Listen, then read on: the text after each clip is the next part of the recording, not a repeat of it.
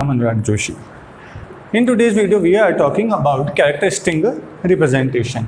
So, character string representation is a series of characters represented by bits of code and organized in a single variable.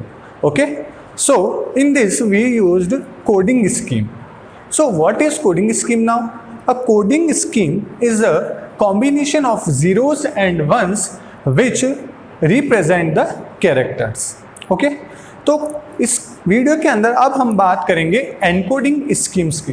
तो encoding schemes क्या होती है आपके कि encoding schemes is pre defined bits of code for letters, numbers, characters, alphabets और etcetera. इसका मतलब क्या है कि आपका एनकोडिंग स्कीम क्या होता है कि उस एनकोडिंग स्कीम के अंदर हर आपका जो भी लेटर है या आपका नंबर है उन सब के या कोई स्पेशल कैरेक्टर्स है तो उन सब के लिए क्या है पहले से ही कोई ना कोई कोड जो है वो डिफाइन किया हुआ होता है. तो अपन जैसे ही कोई भी की प्रेस करते हैं हमारे कीबोर्ड के अंदर तो उससे क्या होता है कि कीबोर्ड क्या करता है उस रिलेटेड जो भी कोड होता है वो एनकोडिंग स्कीम की हेल्प से सेंड करता है और आपके पास उससे रिलेटेड आउटपुट जनरेट होता है. ठीक है ना. तो चलिए अब हम बात करते हैं कुछ पॉपुलर एनकोडिंग स्कीम्स की जो बहुत ज़्यादा यूज आती है हमारे डेली लाइफ के अंदर. ठीक है.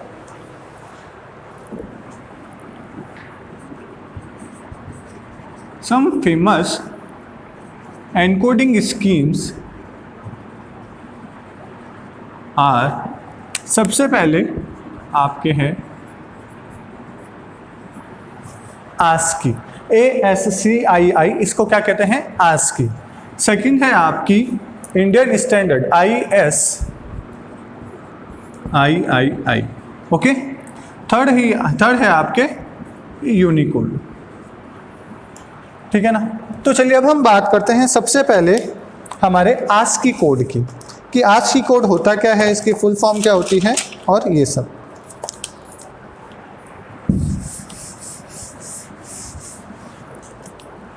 ASCII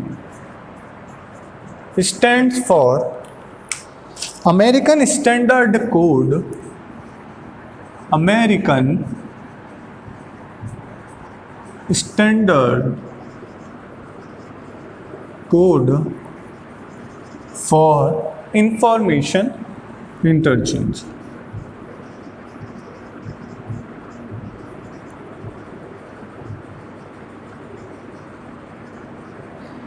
तो हमें इसका अगर अपन इसका एब्रीविएशन देखें तो हमें इससे पता चलता है कि इसकी फुल फॉर्म क्या है, American standard code for information interchange.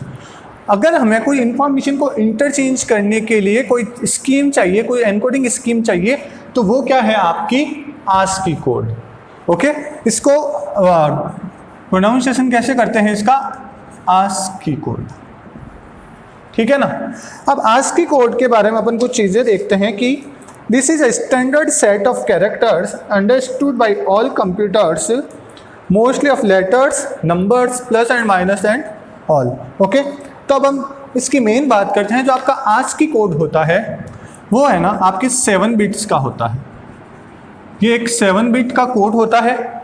इसका मतलब क्या है कि 2 की पावर 7 128 बाइट्स का एक कोड होता है जिसके अंदर आपके अल्फ़ाबेट, नंबर, स्पेशल कैरेक्टर्स जो होते हैं उन सब के लिए अलग अलग कोड इन्होंने पहले से प्री डिफाइंड कर रखा है कि इस चीज़ का ये कोड है. ओके.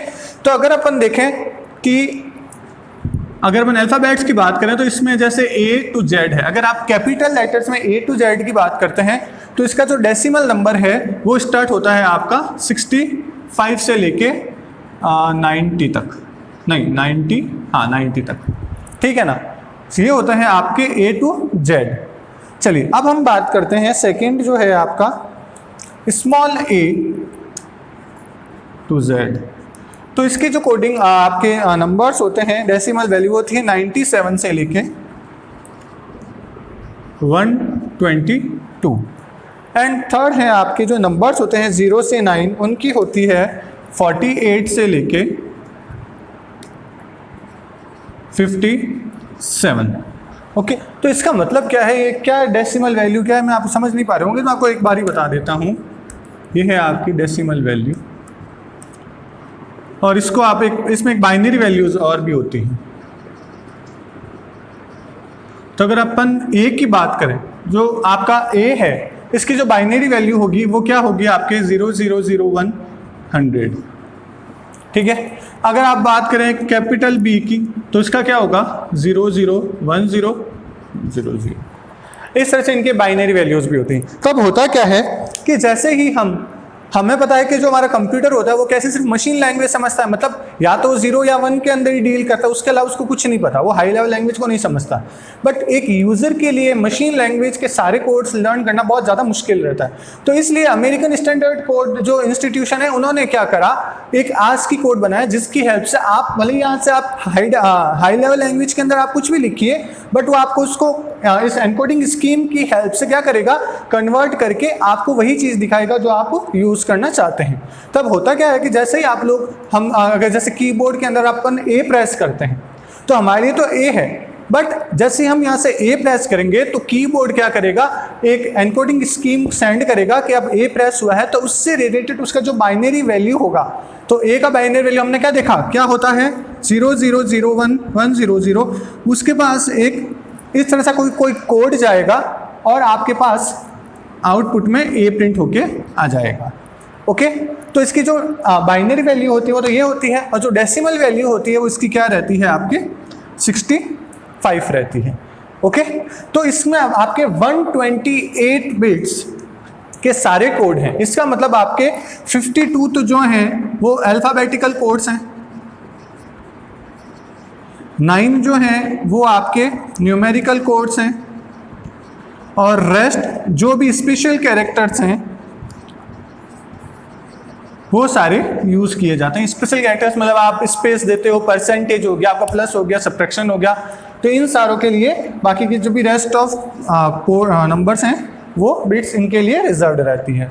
तो ये होता है आपका ASCII code, American standard code for information interchange. Okay, तो अब आपके माइंड में आ रहा होगा कि ASCII कोड करता क्या है, मेन उसका काम क्या है।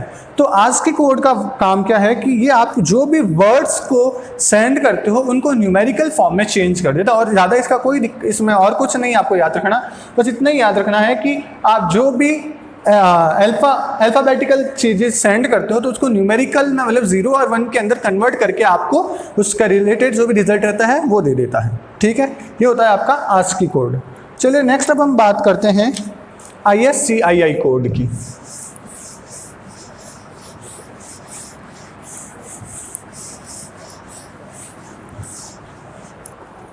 सेकंड है आपका ISCII कोड। इसका मतलब होता है इंडियन स्क्रिप्ट कोड। इसका मतलब क्या होता है, Indian script code for information interchange.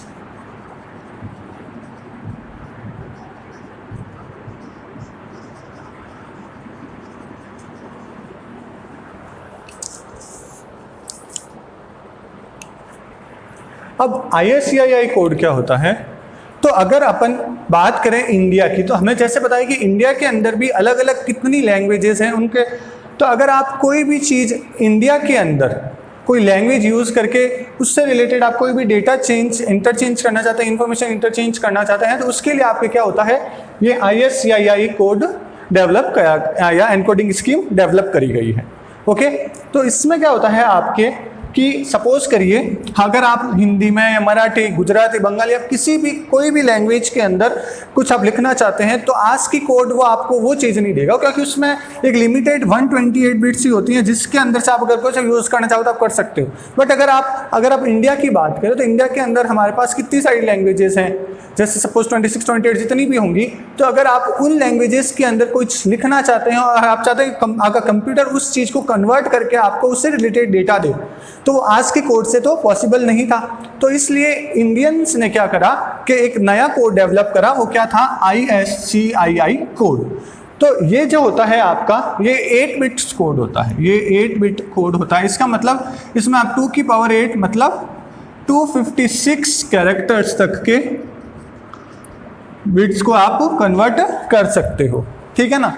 तो इसमें इसको दो पार्ट्स में बांटा गया है। तो इसमें जो 0 से 127 है वो एज इट इज सेम है, जो आज की कोड्स होते हैं उन्हीं को दिए गए हैं। तो इसका मतलब आप इस ISCII कोड के अंदर आज के कोड्स भी यूज़ कर सकते हैं। और इसके अलावा अब इसके पीछे जो बचते हैं 128 से लेकर 255, ये सारे जो हैं आपके जो इंडियन लैंग्वेजेस हैं उनके लिए रिजर्व कर दिए गए हैं। ये है आपका ISCII कोड, ठीक है। चलिए नेक्स्ट अब हम बात करते हैं यूनिकोड की।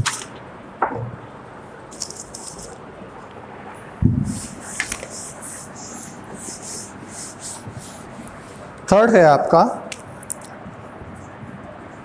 यूनिकोड। अब यूनिकोड क्या है कि Unicode is a universal encoding scheme with an aim to define all the characters need for writing the majority of known languages in use on computer in one place। अब देखो Unicode का use हमें क्यों लेना पड़ा, इसके पर अपन बात करते हैं। तो यूनिकोड से पहले क्या था, जैसे ASCII हो गया या आपके ISCII कोड हो गया, ऐसे ED, BFSI, FSI ऐसा भी एक कोड है।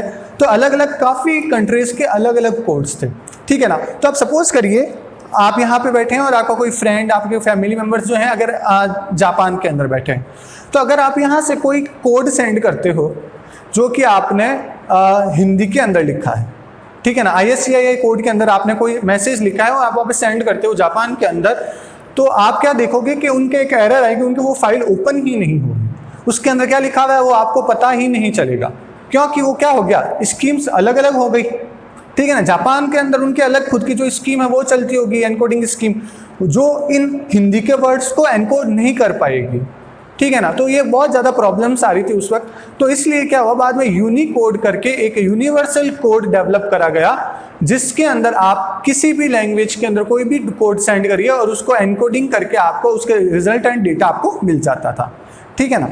ये होता है यूनिकोड। इसका मतलब आप किसी भी लैंग्वेज में किसी भी स्क्रिप्ट के अंदर आप कोई भी डेटा इंफॉर्मेशन इंटरचेंज कर सकते थे, ठीक है। यूनिकोड जो है वो पहले जो है स्टार्टिंग के अंदर जब डेवलप करा गया था तो वो 2 बिट्स साइज का था। देन वो अपग्रेडेड जो अभी यूनिकोड वर्जन 3 चल रहा है उसमें आपके 4 बिट्स का यूनिकोड हो चुका है, ठीक है। इसके अंदर काफ़ी अलग अलग पार्ट्स भी होते हैं, तो उनके बारे में हम नेक्स्ट वीडियोस में बात करेंगे। तो अगर आपको इस वीडियो के अंदर कोई भी तरह का प्रॉब्लम हो तो आप इजीली पूछ सकते हैं। Okay, thank you, have a nice day.